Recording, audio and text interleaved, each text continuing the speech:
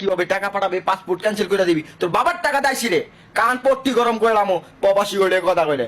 স্ক্রিনে একজন সংসদ সদস্য একটি কথা বলছে, তার কথাগুলো শুনি তারপরে কথা বলবো।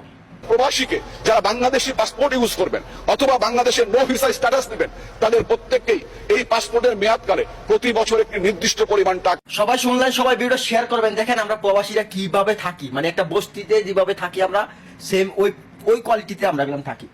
আমরা প্রবাসীরা জীবনযাপন কিভাবে করি, এমপি মন্ত্রীরা মনে করে প্রবাসীতে লক্ষ লক্ষ টাকা কামায়। ভাই সবাইকে বলছি আপনি প্রবাসী ভিডিও শেয়ার করবেন। এই ঈদের আগে আমি এই ভিডিওটা করার কারণটা কি জানেন? প্রবাসীরা টাকা কামায়, প্রবাসীদের টাকার প্রতি এমপি মন্ত্রীতে এত লোভ কেন?